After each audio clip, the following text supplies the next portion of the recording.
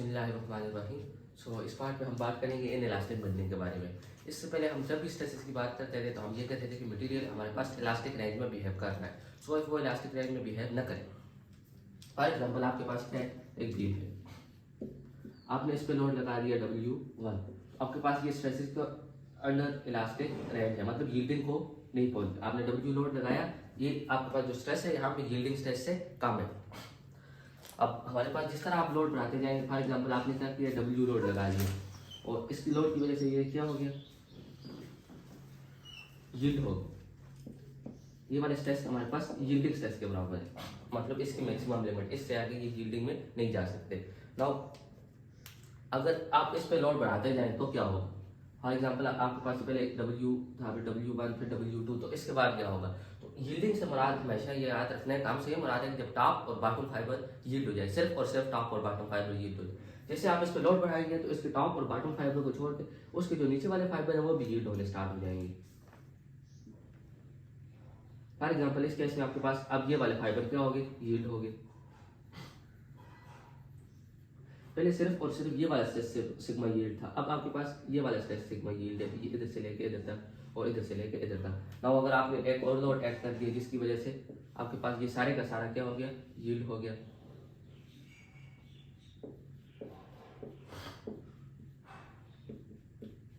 अब जैसे जैसे आप लोड बढ़ाते जाते हैं इसकी मूवमेंट कैपेसिटी ज्यादा होती जाती है। सो हमारे पास इलास्टिक मूवमेंट क्या है, अगर हम इलास्टिक मूवमेंट की बात करें तो ये आपके पास होती है sigma y equal to M by I into C.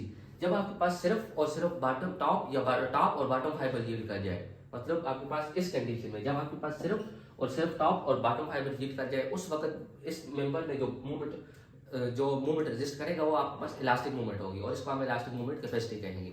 जब आपके पास सिर्फ और सिर्फ टॉप और बॉटम फाइबर ने यील्ड किया, जब आपके पास सारे के सारे फाइबर टॉप और बॉटम जितने भी फाइबर है सारे के सारे यील्ड करें, उस वक्त आपके पास जो मूवमेंट को रेजिस्ट करेगा वो आपके पास प्लास्टिक मूवमेंट कैपेसिटी होगी। Single fibre elastic movement capacity, सारे का सारा मेंबर यील्ड हो गया, सारे के सारे फाइबर यील्ड हो गए, उस वक्त जो मूवमेंट रेजिस्ट करेगा वो आपके पास प्लास्टिक मूवमेंट कैपेसिटी होगी। सो आपके पास ये सेक्शन टू सेक्शन वेरी करता है कि आपके पास ये सेक्शन कितनी प्लास्टिक मूवमेंट ले सकते हैं। सो बेसिक हमारा प्रोसीजर क्या है कि हम क्या फाइंड कर सकें, प्लास्टिक मूवमेंट कैपेसिटी फाइंड कर सकें किसी भी मेंबर के लिए। इसके अलावा आपके पास क्या होते हैं, सेक्शन मॉडुलस और आपके पास प्लास्टिक मॉडुलस।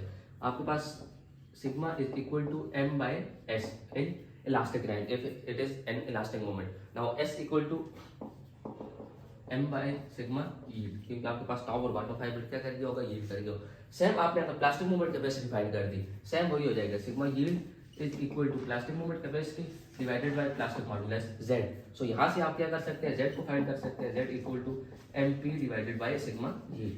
सो इलास्टिक मूवमेंट कैपेसिटी को हम सिग्मा यील्ड पे डिवाइड करते हैं, हमारे पास सेक्शन मॉडुलस आ जाता है। प्लास्टिक मूवमेंट कैपेसिटी को हम सिग्मा यील्ड पे कन्वर्ट करते डिवाइड करते हैं तो हमारे पास सेक्शन प्लास्टिक मॉडुलस आ जाता है। इसके अलावा हमारे पास जो एक और चीज है वो हमारे पास क्या होता है, शेप फैक्टर।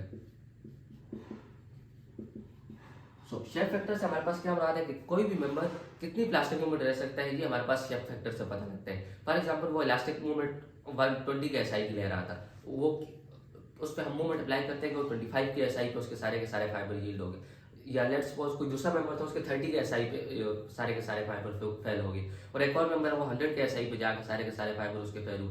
तो ये सारा कुछ हमें पता चलेगा किससे, शेप फैक्टर से, हमारे पास वो कितनी मूवमेंट ज्यादा ले सकता है, इलास्टिक मूवमेंट से कितनी ज्यादा मूवमेंट ले सकता है। सो शेप फैक्टर हमारे पास क्या हो जाएगा, ratio between plastic movement and elastic movement, MP by M, E कह सकते हैं, जस्ट M कह सकते हैं। सो इससे आपके पास जो वैल्यूज आती है यूजली आपके पास आ जाएगी 1.41 फॉर एग्जांपल, या आपके पास 2.23, 1.47। सो पॉइंट के बाद वाला जो डिजिट होता है, यानी कि इस केस में आपके पास ये मेंबर 41% ज्यादा प्लास्टिक मूवमेंट ले सकते हैं, इस केस में आपके पास ये 123% ज्यादा मूवमेंट लेगा। इलास्टिक मूवमेंट में जितनी मूवमेंट लेते हैं सारे के सारे फाइबर यील्ड होने से पहले हमारे पास वो जो मूवमेंट लेगा वो 123% ज्यादा होगी देन इलास्टिक मूवमेंट, और सेम इस केस में 47%। सो हमारे इन तीनों चीजों में शेप फैक्टर या प्लास्टिक मॉडुलस, इन सब में हमने सिर्फ क्या फाइंड करना है, MP सिग्मा यील्ड हमें गिवन होगा। So how to find the plastic movement.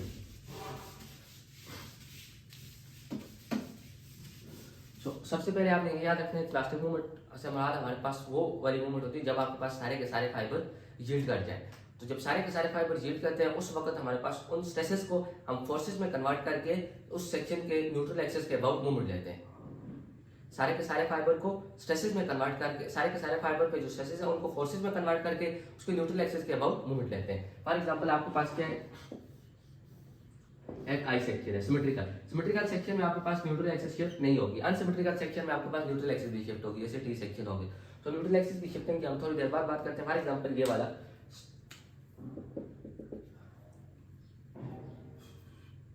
वाला आपके पास आई सेक्शन और सारे का सारा क्या हो गया, यील्ड हो गया। अगर मैं इसका साइड व्यू बनाऊं तो आपके पास क्या होगा, सो नाउ हमारे पास फोर्सेस को कन्वर्ट करना है, स्ट्रेसेस को कन्वर्ट करना है किस में, फोर्सेस में। तो फोर्स हमारे पास हो जाएगी sigma yield multiply by area upon which it is acting. Stress into area, force हम ऑलरेडी पढ़ चुके हैं, force is equal to stress into area. तो आपके पास जब रेगुलर एरिया हो, फॉर एग्जांपल इस केस में ये वाला एरिया क्या है, सॉरी सारे का सारा एरिया आपके पास क्या है, रेगुलर है। लेकिन हमारे पास जो है आपके पास ये वाली जो फोर्स है, फोर्स स्ट्रेस इनटू एरिया, कहाँ पे लगती है, जो आप एरिया लेते हैं उसके सेंट्राइड पे लगती है। फॉर एग्जांपल मैंने ये सिर्फ और सिर्फ टॉप वाला एरिया ले लिया, तो आपके पास ये टॉप और बॉटम के सेंटर पे लगेगी, यहाँ पे लगेगी। और अगर मैंने बॉटम वाला एरिया अलग ले लिया, ये वाला एरिया मैं अलग ले रहा हूँ, ये वाला एरिया अलग ले रहा हूँ। अब मैं साथ क्यों नहीं ले रहा, तो इसकी बेसिक वजह यही है, इस केस में आपके पास ये इसके मिड पे लगेगी और इस केस में इसके मिड पे। और इसी तरह सेम आपके पास ये वाली चार फोर्सेस बन जाएंगी, F1 F2, सो इसको अगर मैं C1 C2 कह दूं और इसको T1 एंड T2 कह दूं। सो हमारे पास इस फोर्सेस को दो पार्ट में कन्वर्ट करने की क्या रीजन, हम सारे का सारा एरिया के साथ लेते हैं और सिग्मा वाई के साथ मल्टीप्लाई करते हमारे पास फोर्स आ जाती है। सो बेसिक रीजन यही है कि हमने क्या करनी है, आप इस पॉइंट पे अबाउट मूवमेंट लेनी है। तो जब मूवमेंट लेनी है तो हमारे पास क्या होना चाहिए, डिस्टेंस होना चाहिए फोर्स से लेके उस सेंट्राइडल एक्सिस तक। सो इस केस में आपके पास सेंट्राइडल डिस्टेंस नहीं है, आपको जस्ट फिर अलग कैलकुलेशन करनी होगी सेंट्राइडल डिस्टेंस फाइंड करने के लिए। सो उससे बचने के लिए हमने क्या किया, इसको दो फोर्सेस में कन्वर्ट कर दिया। अब हमारे पास ये वाला डिस्टेंस भी है, ये वाला डिस्टेंस भी है, ये डिस्टेंस भी है और ये डिस्टेंस भी है। सो ये वाला डिस्टेंस हमें चाहिए होगा। सो सिमेट्रिकल सेक्शन के केस में आपके पास C1 और T1 हमेशा इक्वल होगी, क्योंकि आपके पास सिग्मा यील्ड इक्वल है, सिग्मा यील्ड दोनों सेम स्ट्रेस पे यील्ड होंगे। और आपके पास ये वाला जो एरिया है, ये वाला एरिया और ये वाला एरिया आपस में क्या होंगे, बराबर होंगे। तो C1 आपके पास T1 के बराबर होगी। और C1 की डायरेक्शन क्या होगी, इसको अगर मैं थोड़ा सा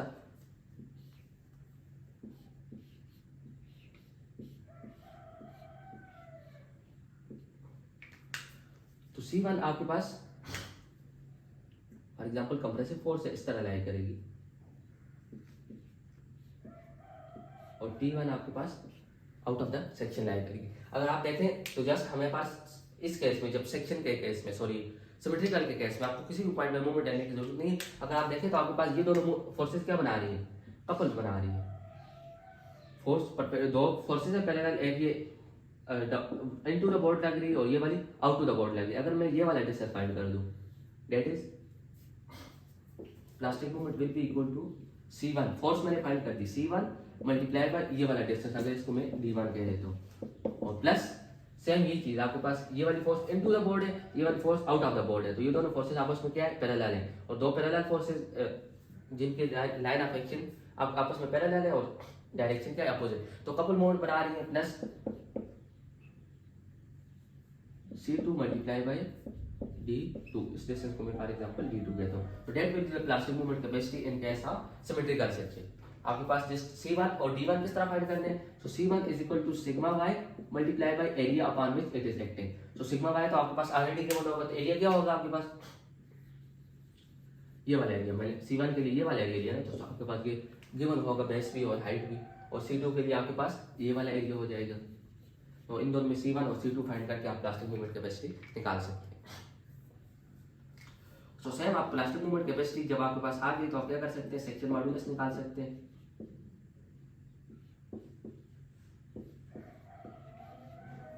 और इन केस आपके पास सिग्मा यील्ड गिवन नहीं है, वो कहता है आपके पास सिग्मा यील्ड मतलब जैसे इसको ये सारे फाइबर यील्ड हो गए और सिग्मा यील्ड गिवन नहीं किया आपको, तो आपके पास ये सारी की सारी इक्वेशन किसकी फॉर्म में आ जाएगी, in the form of sigma yield आ जाएगी।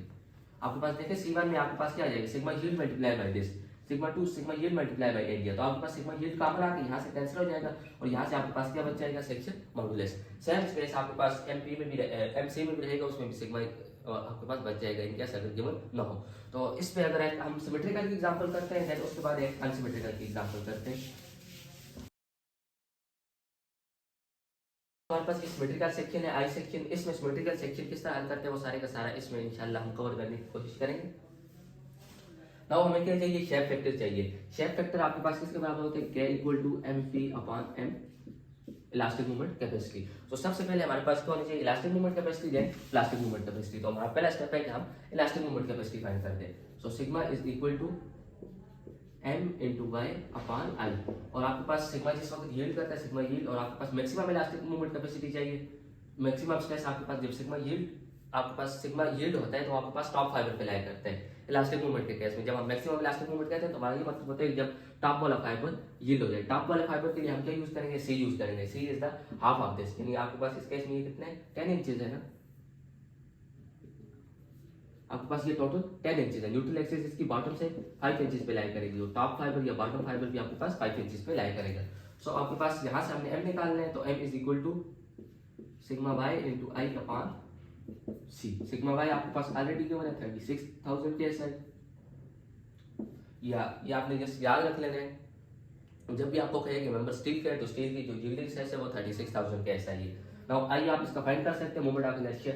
जस्ट किसी भी तरह आप स्ट्रिप लेट करें या रेक्टेंगुलर को माइनस करके करें, आपके पास ये आ जाएगा 211.04 एंड आई मैंने सेक्शन का डायरेक्ट लिख दिया डिवाइडेड बाय सी। सी आपके पास कितना है 5 inches.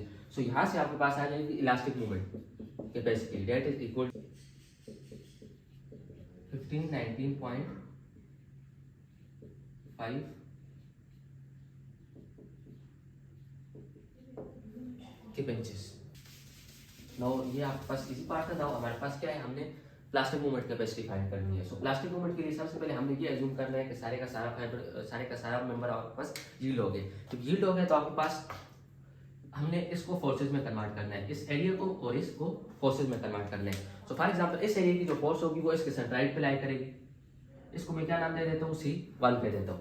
So C1 will be equal to sigma yield multiply by area upon which it is acting. तो सिग्मा यील्ड आपके पास जो भी है, लेट्स अज्यूम आपके पास कितना है 36,000 KSI है, 36,000 KSI into area upon which it is acting. Area आपके पास क्या हो जाएगा 0.5 multiply by 8, 36,000 into 0.5 multiply by 8, ये आपके पास क्या हो जाएगा C1 sigma yield into area of this plane. Now आपके पास सिमिलरली C2 क्या हो जाएगा sigma y multiply by area of C2, जहां पे आपके पास C2 लग रही है दैट इज 36,000 इनटू आपके पास C2 यहां पे लग रही है, इस पार्ट को मैंने क्या कहा है, इसकी फोर्स को C2 कहा है।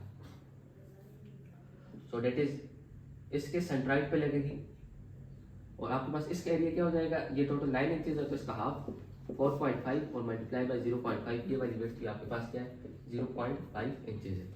नाउ इससे आपके पास क्या आ जाएगा C1 C2 और ये आपके पास बराबर होगा T1 और T2 के। यहाँ पे जो फोर्स होगी उसके में भी सिग्मा यील्ड और एरिया सेम रहेगा 36,000 into 4.5 मल्टीप्लाई बाय 0.5। सो इसकी फोर्स यहाँ पे लगेगी और इसकी फोर्स यहाँ पे लगेगी। अब हमारे पास MP के लिए क्या है, हमने कहा था कि हम इस केस में क्या करेंगे, या तो न्यूट्रल एक्सिस के बाद मूवमेंट लेंगे या फिर हम कपल मूवमेंट लेंगे। कपल मूवमेंट के लिए आपके पास C1 और T1 के दरमियान परपेंडिकुलर डिस्टेंस होना चाहिए, C1 मल्टीप्लाई बाय D1 और plus C2 multiply by D2। ये D1 और D2 इन दोनों के दरमियान क्या है, परपेंडिकुलर डिस्टेंस है। तो इस केस में अगर मैं फाइंड करूं तो आपके पास ये C1 है, ये आपके पास टोटल हाइट 0.5 थी। सो टॉप से ये कितने पे लाई करेगी 0.25 पे, इसकी जो फोर्स है इसके सेंट्राइड पे लाई करेगी, टोटल हाइट 0.5 थी, इसके मिड पे लगेगी यानी टॉप से 0.25। सेम आपके पास ये वाला सिनेरियो भी होगा, ये बॉटम वाला डिस्टेंस आपके पास क्या हो जाएगा 0.25 और ये आपके पास डिस्टेंस आपके पास क्या हो जाएगा परपेंडिकुलर डिस्टेंस हो जाएगा। इस पॉइंट से लेके इस पॉइंट तक आपके पास जो डिस्टेंस हो जाएगा, टॉप से 0.25 निकालना है, बॉटम से 0.25 निकालना है। सो टोटल हाइट से जब मैं 0.25 निकालता हूं तो आपके पास कितना बच जाता है 9 inches, that is C1 multiply by 9 plus C2। अब C2 के केस में अगर मैं इसको इस तरह निकालूं तो ये आपके पास टोटल हाइट कितनी है 4.5, ये कहां पे लाई करेगा 4.5 डिवाइडेड बाय 2। सेम ये वाला न्यूट्रल एक्सिस से कहां पे लाई करेगा 4.5 डिवाइडेड बाय 2। तो इन दोनों को मैं अगर दोबारा ऐड कर दूं 4.5 divided by 2 plus 4.5 divided by 2 तो ये आपके पास क्या आ जाएगा 4.5। सो C2 मल्टीप्लाई बाई 4.5। अब यहाँ से C1 कैलकुलेट करें, C2 कैलकुलेट करें, इस वैल्यू में पुट करें तो आपके पास क्या आ जाएगा प्लास्टिक मूवमेंट कैपेसिटी आ जाएगी 10। और ये ऑलवेज इससे क्या होगी ज्यादा होगी, ये आपने जस्ट ध्यान रखना है 1732.5। नाउ आपने क्या फाइंड करना था shape factor that is MP 1732.5 divided by 1719.5। तो यहाँ से आपके पास शेप फैक्टर आ जाएगा 1.14। तो ये कहता है कि आपके पास सिर्फ और सिर्फ 14% स्ट्रेसेस ये आपके पास ज्यादा लेगा जो कि इलास्टिक रैंक में स्ट्रेसेस लेता है। अगर आपने इसी के सेक्शन मॉडुलस फाइंड करना हो तो सेक्शन मॉडुलस आपने यहाँ से MP फाइंड किया हुआ है कितने 1732 sigma is equal to M by Z। So Z equal to M divided by sigma. So यहाँ से आप क्या कर सकते हैं सेक्शन मॉडुलस को भी फाइंड कर सकते हैं। सो ये डिस्टेंस आपके पास मैंने 9 इंच लिखा है, आपके पास ये टॉप से 0.25 माइनस हो गया, बॉटम से 0.25 माइनस हो गया। इन दोनों दरम्यान के वेब का डिस्टेंस आपके पास कितने 9 इंचेस। तो आपके पास प्लस 0.25 प्लस 0.25 तो ये आपके पास क्या हो जाएगा 9.5। सिमिलरली इसको आप दूसरी तरह से देख लें, टोटल हाइट इसकी कितनी है 10 इंचेस। सो 10 माइनस 0.25 यहाँ से और माइनस 0.25 यहाँ से 10 माइनस 0.5 तो आपके पास ये डिस्टेंस क्या होगा 9.5 होगा। और स्ट्रेस आपके पास 36 KSI होगा, 36,000 PSI।